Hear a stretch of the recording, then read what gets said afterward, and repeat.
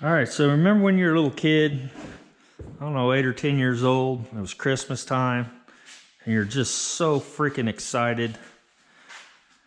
Well, here I am at 55, and I feel like that little 10-year-old kid. I am so freaking excited. Because, and I'm excited about all of this stuff, but I'm really excited about these videos. So Jubee sent me the panels and stickers. And so let me just start by saying thank you so much. Wes, thank you so much. Wes paid for the shipping. So I've got the rear panel to go back here.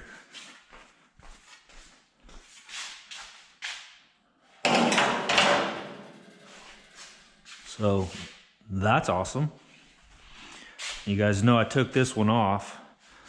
I'm gonna try to save it if possible.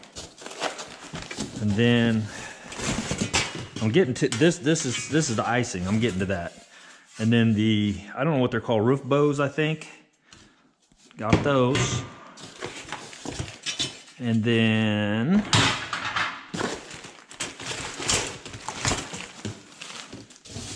these panels here, which they go underneath.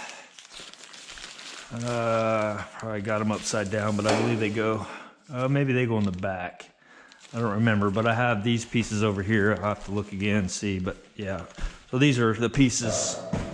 Whoa, this piece and these pieces here, I believe. No, that's different than those pieces. Anyway, so got these pieces, so we'll figure out where they go. And just hang with me. I've had a lot of coffee and I'm amped and I'm pumped.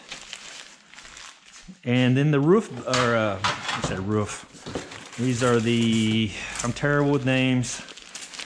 They go for the headliner, bows maybe, headliner. I thought I called those bows. Those probably aren't bows, but whatever, cross braces. And these are the bows that go for the headliner. So thank you, Jubee. Thank you, Wes, so much, so much. Now, very thankful for that. That's awesome. I'm pumped about this. This is awesome. These are all the videos that, you remember me talking about these videos that I had in a previous video, and how much I had learned from Craig Hopkins. Well, he sent me the rest of what I didn't have.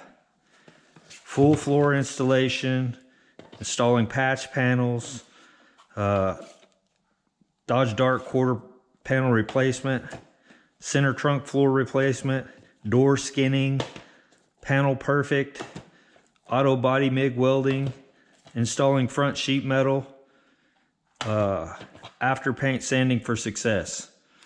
Like, I guarantee you I'm going to watch these just like I watched those, and I guarantee you I'm going to pick up more stuff that I didn't know. Even at this point, after doing this many years, there's going to be stuff in here I'm going to go, dang, I wish I'd have known that before I put that in, or you know what I mean? It's just absolutely wonderful. So thank you so much. I can't thank you enough. It's awesome. These are priceless for me. I mean, like I said, this guy got me started in this hobby. So this is something I'll do for the rest of my life. So to have these along with these, man, thank you. That's awesome. And yes, they're going to go up probably on I'll find a good spot here on my lift. That's where all my other stickers go. We'll find you a good spot. No, can't go there. I'll find a spot. But anyway, so we'll do that off camera. Maybe right underneath here. Something like that. And then my AMD sticker, because I use a ton of AMD metal. And it's all been good stuff. So, matter of fact, in my opinion, probably the best stuff. I know he said the Dynacorn front pieces fit a little better, and there's some other pieces I think he said that fit a little bit better. But the pieces I got, they're all pretty nice. I mean, you're going to have to modify all the pieces to a degree, but anyway, no, I'm just blabbing. But so yes, thank you so much. Thank you so much. I'm telling you, probably won't make videos now for a month because I'm going to be studying these videos because I just love it. I just absolutely love it. This is what I love. Yeah, so thank you. All right. What are we going to do today? That's a good question. So I made a video. It's 35 minutes long. I decided not to upload it. And it was on phosphoric acid. I've made so many videos on phosphoric acid. I made so many videos on epoxy. It's just insane. So this piece, it got blasted. I went over with 80 grit, smoothed it out, acid etched it, set it overnight, came back out. There's black slime stuff on it.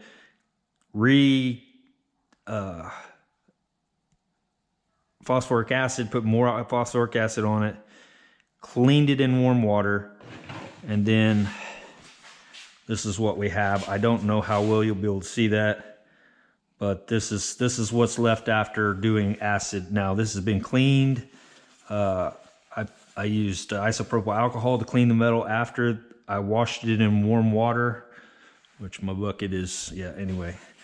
So that's what it looks like. It's got a little bit of a yellow, but it's more of a, I don't know what you would call it. This is not rust. It's like tarnished maybe-ish. I don't know. But basically in that video, I went over all of it. It's a long video, and I thought, you know what? No, just stop with those videos.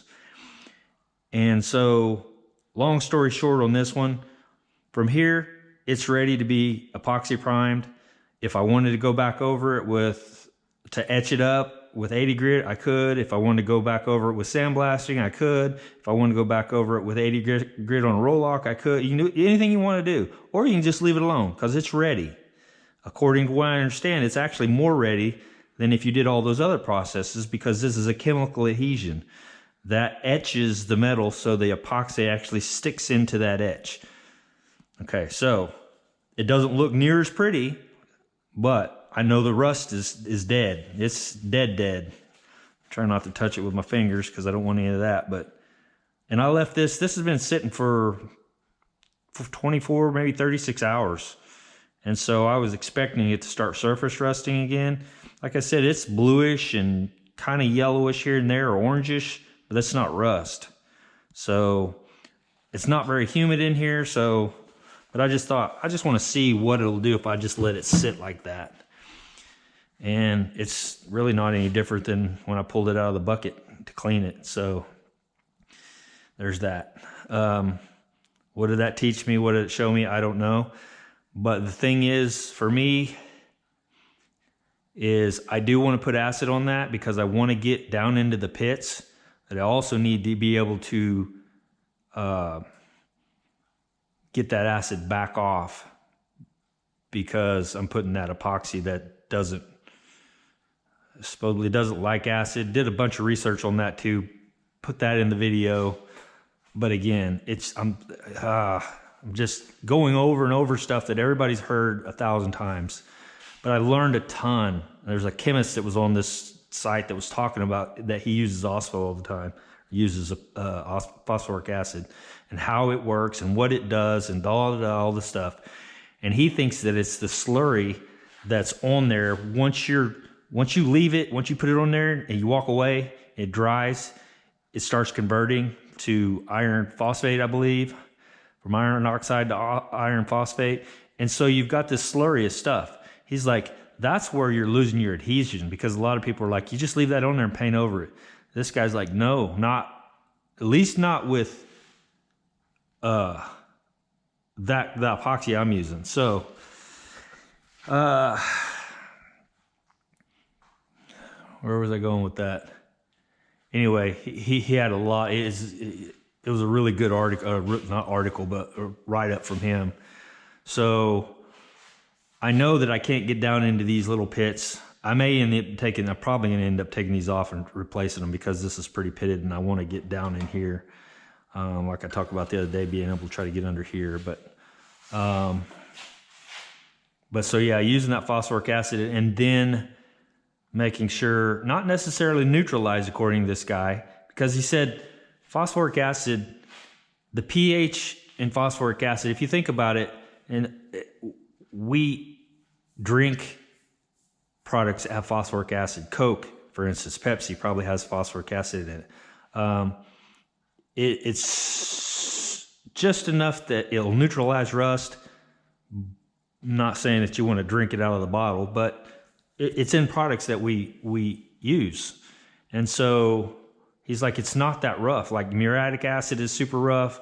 Hydrochloric acid is like, that's bad stuff. You don't want to use that on your metal. You don't want to use it. I mean, you can use muriatic acid, but you better clean it real well because it will screw up your metal. Phosphoric acid is not going to hurt your metal. It's going to neutralize the rust. If the rust is super deep, it'll probably only neutralize what's on top. So you're still going to have rust underneath it, because I've seen that from my own experience. I've scraped the black off that turns black. I've scraped it off and found orange underneath. That's why I think you need to really clean this metal and prep it kind of like I did here before you start putting acid on it or anything like that, so that it penetrates all the way down into that pit. But this one's so pitted, it's like, man, I should probably just take that off. You can see these here. These are all the pinch wells from the factory. Well, as you come up here, it's like they go away. And I can't reach the back of this one like I did this panel up here. So finding those, maybe that's one, maybe that's one, maybe that's one, as it, you know, because it's just so eat up with rust. So, and I could just take a grinder and go through it and take these off. But I've gone this far. It's like, well, do I just treat that, or go ahead and take that off? Because you know there's going to be some rust down in between this overlap. So same with this overlap in here. Same deal. This is just surface rust for the most part. That got pretty bad. This actually is what started me actually restoring this car. I had rust bubbles coming up right here, and I started kind of poking at them with a pick, and it went through. I was like, oh no. And then I kind of started peeling it back and had this big hole. And then when I took the roof actually off, it was just everywhere. I try to tell people that when they have little rust bubbles, I'm like, that's coming from the inside. They're like, oh, that's just surface. No, it's not surface rust. Not if it's coming up under your paint. It's literally coming through. It's eat up the metal so bad. You see this little tiny pit there? It's an ocean underneath. So, at least in my experience, I mean, I know the difference between surface rust, which is that, and actually rust that eats a hole through. So, all right, so yeah, I got the rear bow, so I can start taking that thing off and getting this all prepped and ready to put back on. And so that's cool.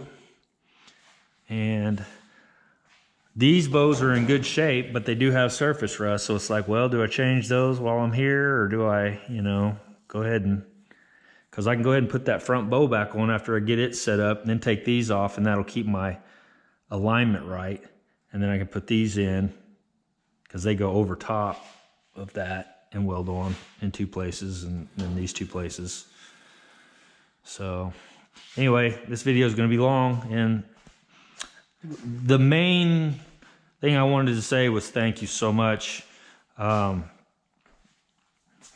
still really awesome people out there. I know the world, you see on the media, the world looks like it's going to hell in a handbasket, But that's all they show you is the negative. There's so many good people out there. There's so much good still going on in the world. Media just shows us the crap. So thank you, Jubee. Thank you, Wes, so much. And you guys have a great afternoon.